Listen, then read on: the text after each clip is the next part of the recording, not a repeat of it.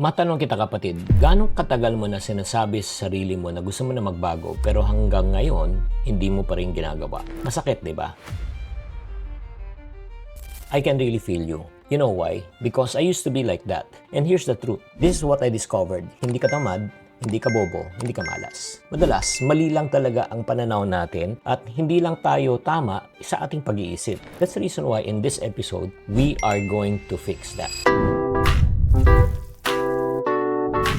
Hi there, this is Chinkitan, your pambansang wealth coach. Kung ikaw ay tinamaan sa sinabi ko sa opening statement ko, today we're going to talk about the why, the who, and the how of being an ipunaryo. Ano ba tayong itong mga ka-ipunaryo? If this is the first time you're joining the channel, I'm Chinky, and I've been doing this for almost 2 decades. And our heart and desire is to help Filipinos to become wealthy and debt-free.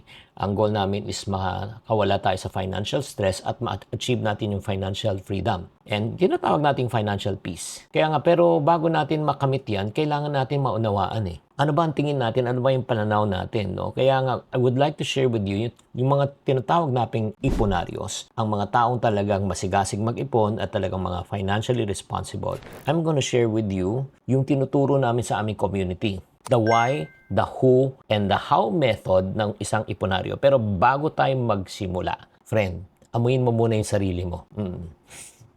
Mabango ka pa o maasim na?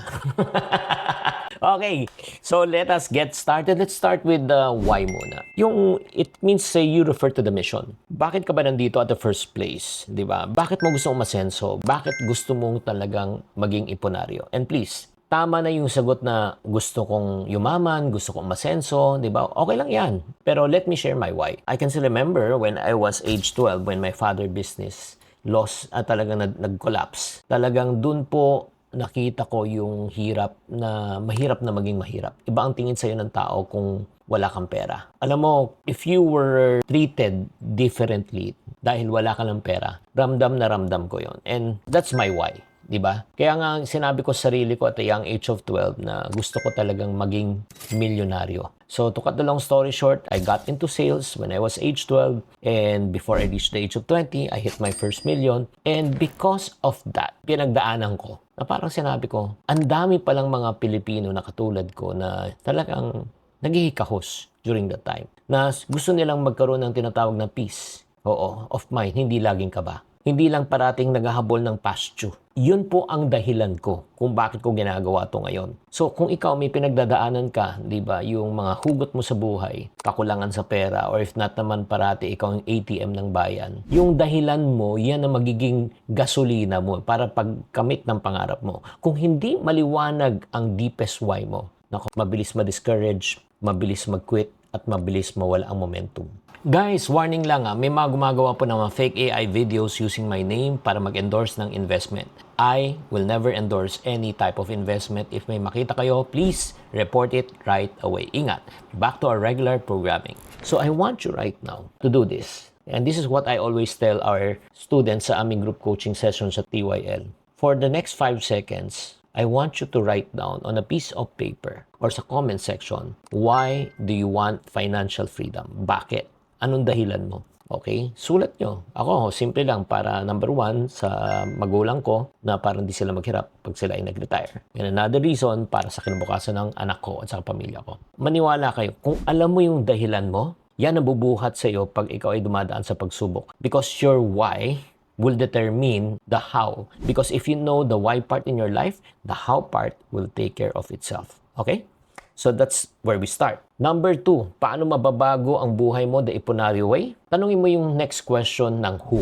Sino ba talaga ang pinaglilingkuran mo? Sino ba yung pinagtatrabahoan mo? Kanino ka ba bumabangon? Dito na pumapasok yung talagang tinatawag nating passion. Ito yung nakalimutan ng maraming taong nag-iipon Yung hindi lang perang iniipon mo, kundi buhay mo na binabago mo sa pag-iipon. Sino makikinabang? Kunyari, pag ikaw ay nag-ipon. Sino ba yung makikinabang pag ikaw ay nagdisiplina? Sino makikinabang pag ikaw ay nagsakripisyo? Sino ang mga gagaan ng buhay pag nakamit mo na yung tinatawag nating financial freedom? Let me tell you who I want to serve. Right now, since I told you, my life is way better compared to before, I want to help people who are just like me. Yung talagang galit sa hirap, na outcast, pinagtatawanan dahil wala, hindi nakapagtapos ng pag-aaral. So kung ikaw ay yan, I want to help you. I want to help Filipinos na gusto ayaw kong tumulong sa mga taong ayaw tulungan ng sarili. Mahirap tulungan yan. Pero gusto ko talaga, naghahanap talaga ako ng mga taong galit na talaga sa hirap that they want to get out. Pero wala lang talagang safe space na mapagtanungan. Walang mentor. Naiiya kasi yung feeling nila, late na sila mag-start. Yung parang feeling ba nila, ayaw nila magtanong, baka ma-judge sila. If that is you, believe me my friend, you are on the right channel. And I want you to subscribe right now. Ikaw ang hinahanap ko, gusto kitang tulungan. And here's the truth. Pinagsisilbihan ko yung mga taong katulad ko dati. Diba? I want to serve people who were just like me. Kasi yun nga, if someone have really helped me when I was younger, I would have been more successful earlier. Ngayon, gusto kong tulungan, ikaw naman. So, I just want to ask you also, there is a reason and a purpose kung bakit mo ginagawa lahat. Ang tatanungin ko sa iyo, para magkaroon ka ng mas malalim pang hugot at dahilan, sino ang who mo? Maybe, yung future self mo, yung anak mo, yung magulang mo, for your mental health, self-worth, maybe better life that you deserve. Do you follow? So I want you to take this moment right now and close your eyes. Everyone, close your eyes. Pag-isipan mo kung sino ang mga taong maaapektuhan mo kapag nagbago ang financial life mo. Take a moment. Deep breath. Isipin mo. Now open your eyes. That's your who. Yan ang rason mo kung bakit hindi ka dapat mag-give up. Yan ang rason mo kung bakit ka kailangan mag-persist and continue. And last but not the least, the Iponario way of para mabago ang buhay natin, not only knowing the why, not knowing only the who, but the next question, the most important, is to take action by asking the question, how?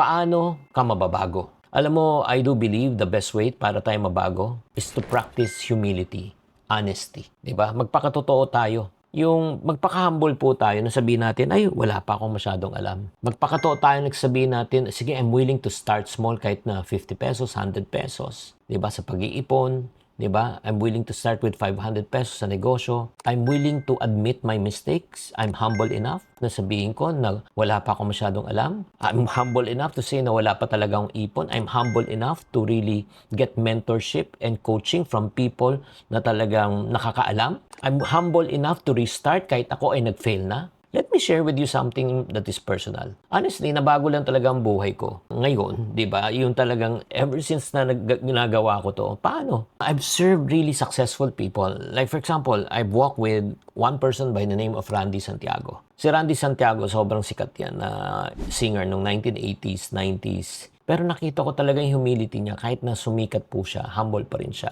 I've served also under a person named of Francis Kong. He was the one who mentored me to do this. Despite of his success, di ba? Yung ano niya, brand niya, he remains to be humble. Na sinasabi niya hanggang ngayon, wala pa rin siyang alam. So, yung mga taong pinagsilbihan ko noon, hindi nagbago, di ba? Humble pa rin sila. So, parang sa akin, kung sila sobrang successful, hindi nga nagbago, hindi nagyabang, paano pa kaya ako? Kaya nga, that's the reason why I'm really so thankful and grateful.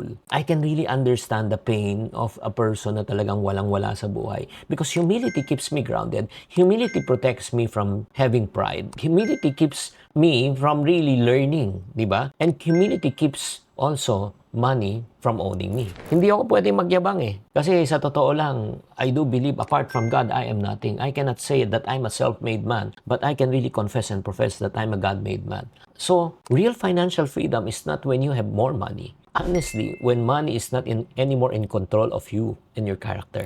Kaya nga kung makikita mo talaga tatlo, ulitin ko, grabe tong session natin na ito. Itong session na pinag-usapan natin, paano mababago ang buhay mo, alamin mo muna kung anong dahilan mo, why, kung sino ang gusto mong pagsilbihan, at paano mo maabot ang gusto mo sa buhay. Before we end, I want you to take home this question. Tanungin mo sarili mo, anong ginagawa mo ngayon para mapabuti mo ang buhay mo bukas? Is it one small habit? Is it one wise choice? Is it one coach, one mentor, one book, one seminar? Maniwala ka, kung ikaw ay isang iponaryo, hindi pa huli lahat, hindi pa late, hindi ka lost. Because right now, you're starting with awareness. Now, you're starting with the willingness to learn. And you're starting with your purpose of knowing the why. Nagustuhan nyo ba tong session na ito? Kung nagustuhan nyo, type gusto sa comment section. But before we close, let me leave you with one invitation. If dumating ka na sa point ng buhay mo na talagang trial and error ka ng trial and error, parang sinasabi mo, ang hirap talaga mag-isa at gusto ko talaga ng real accountability, clarity, and guidance while you grow financially. I just want to extend an invitation. We want to welcome you to join our TYL community. Itong TYL is called The Yayamanin Life. We meet once a month.